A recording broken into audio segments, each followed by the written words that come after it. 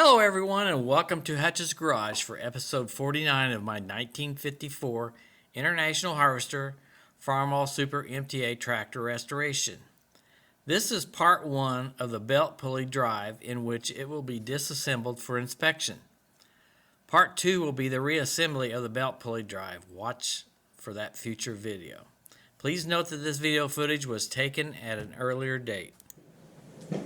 One of the things I've not talked about lately since I took it off is the Belt Pulley Drive. And originally I was not going to take it apart. I was just going to clean up the outside. But I think I might want to, flush it out and clean it up and see what I find on the inside. So let's turn this camera around. Alright, so there's the Belt Pulley Drive right here. I got it off. I wire brushed some of the grease and rust off of it, surface rust. There wasn't really a whole lot of surface rust since it was protected by the gas tank, and there's a little bit of oil on it. So I've got,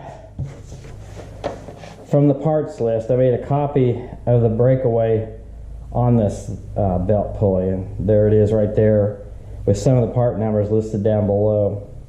And I thought I'd use this as a guide for knowing how it comes apart and to put it back together.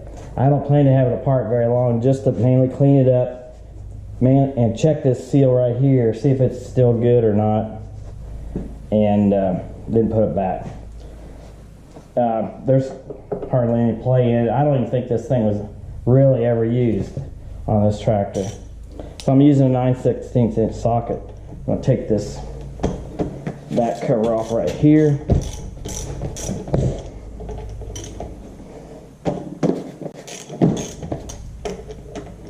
And we got to keep track of the shims. I don't know whether they're the same as the ones up here or not, but we'll keep them separate. Get this out of the way.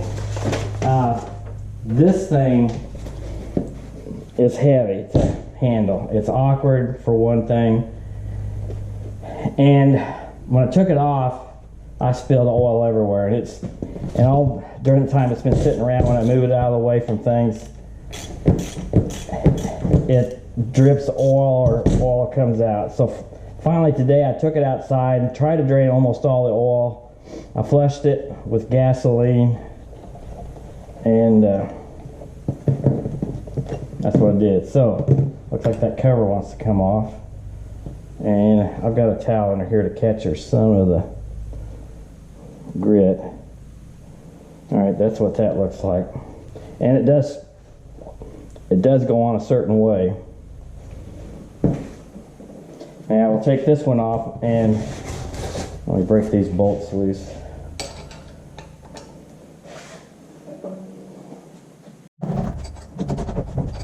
I don't like lifting it because it's just awkward as all get out.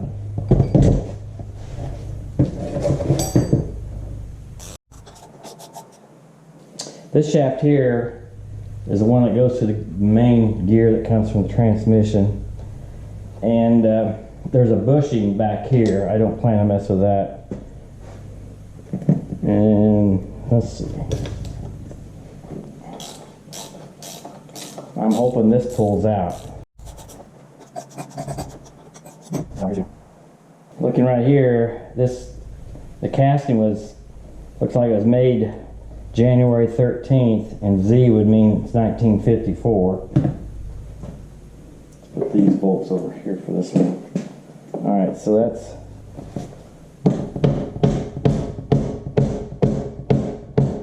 and it doesn't want to come off.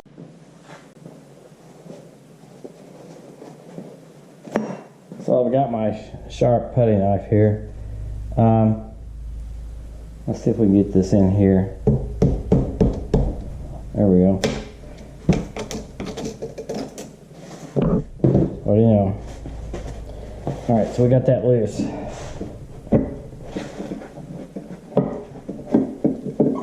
And the big gear is going to fall off. So when we put this back together, we'll have to have this upside down, obviously. Let's see if we can get this out.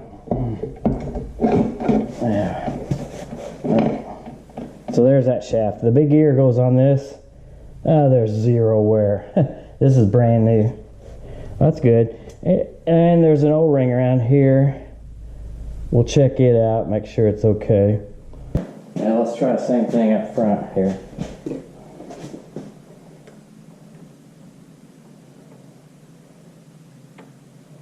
Try to get this sharp end to go in.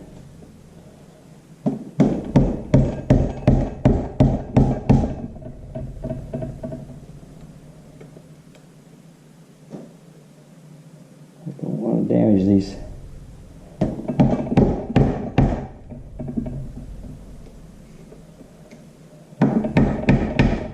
Shims.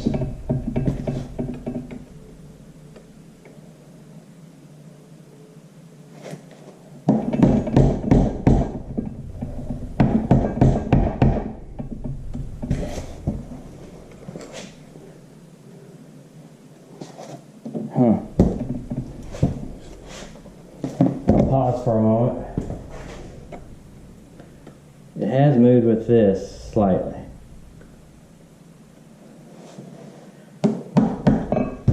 Use this hammer.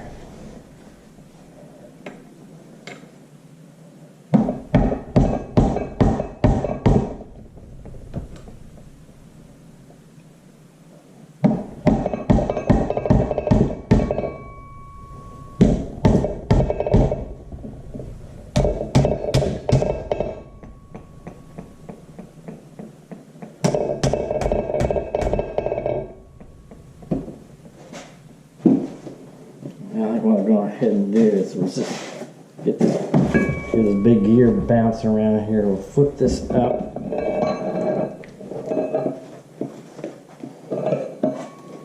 Get that out. Lay that back down there. There's the gear. There's where the cog goes in there to move it back and forth to engage it and disengage it.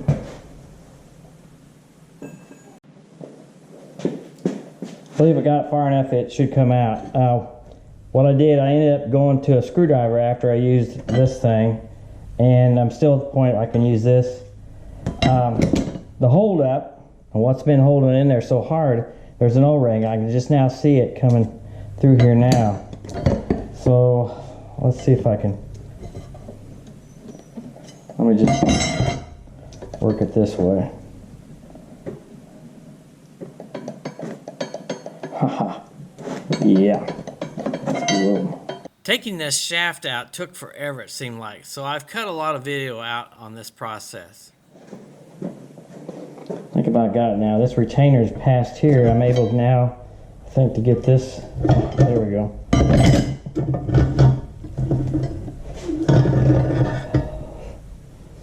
Alright, there we go. Don't think this has ever been out of here. Like I said, I don't ever remember anybody ever using this for a belt pulley. We didn't have that I know of, a steel belt pulley, and a steel belt pulley is what was issued or given when you got this attachment on the Super MTAs. You could put a paper pulley on it, I guess, but actually what the parts book shows is a steel pulley, and I think that's what they sold at the time. So there you have it. So to get this apart, I'm probably gonna have to borrow my buddy's press, go over to his press to get this seal out. You got a cotter pin here, a nut. There's a circlip right here that holds that bearing into this housing. Okay. Then there's a O-ring right there.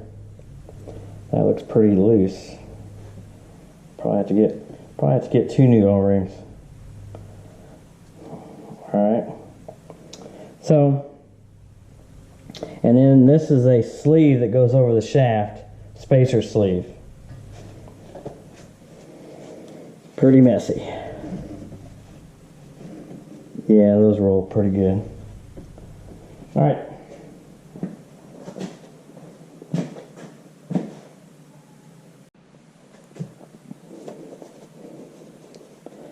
Still working on the Belt Pulley Drive, taking it apart.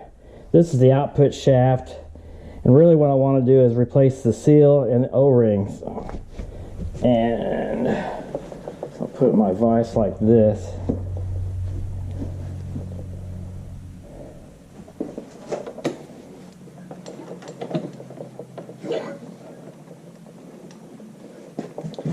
I've already bent this cotter key, and it broke.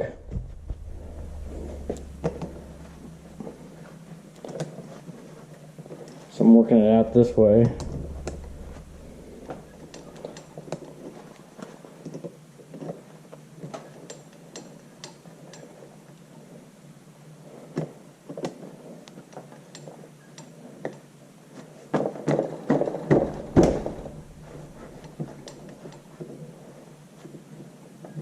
Alright, there's that. Now, I don't know how tight this is. I know when Squatch 253 took his apart, this nut was essentially loose. So this is a 1 5/8, or takes a 1 5/8 inch socket. And so it's turning in my vise. So I'm going to have to grab the gear here, or actually the shaft. Maybe I'll grab this shaft back here. We'll try that next.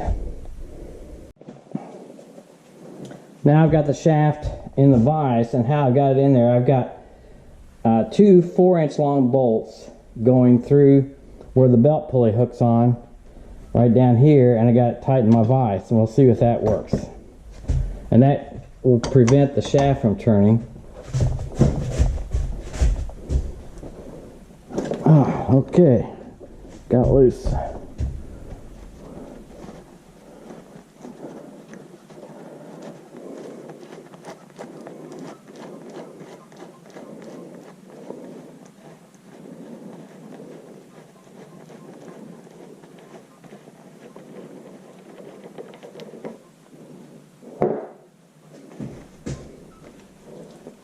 And it doesn't look like that gear wants to come off.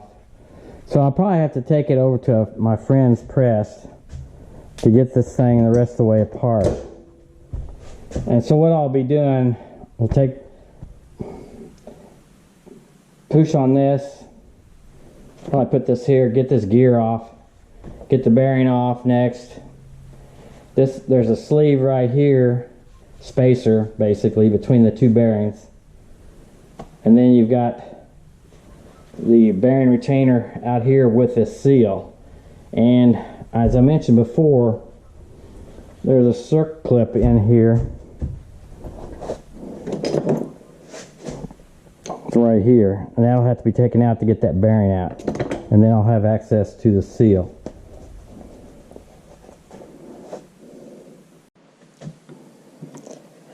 I mentioned a snap ring up in this area up here, but there's a snap ring on the back side of this bearing where the gear is. Here's the gear.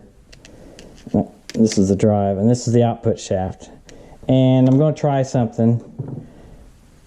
These are snap ring pliers, but not for this type of snap ring. However, when I squeeze in, they do pull out. So what I'm going to do is use this part of them and stick this into the groove and squeeze it open. It probably snap on me a few times. Take another little screwdriver and stick it in here when I get a gap. Alright, get that in there as best I can. Alright.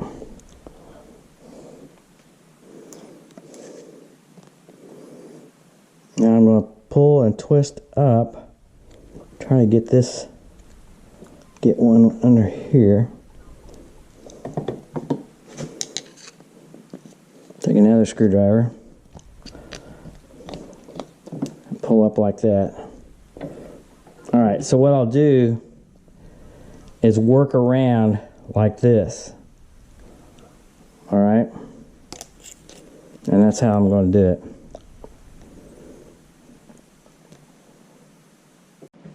This is the snap ring on the outer end, and it's different than the other one totally. Actually, the other one was harder to get off because I had to work it all the way around. This one should pop up I got under here and got it up to this point here. So all I gotta do now is work it around and it should pop.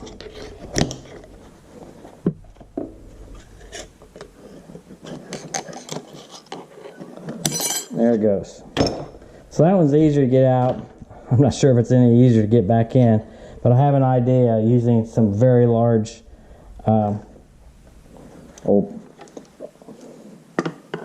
adjustable wrench like this, okay, and squeeze it in. That's how I plan to get it back. So I did end up having to take it to a friend's house to press the gear and the bearing off the shaft. And then here's a picture of it being pressed back onto the shaft. So this concludes part 1 of taking apart the Belt Pulley Drive on the Super MTA tractor. That's all the time we have for in this episode. Thank you for watching this video. If you like this video, please hit the thumbs up and subscribe to my channel. Please continue to join me for the next episode as I restore and rebuild this 1954 International Harvester Farmall Super MTA tractor.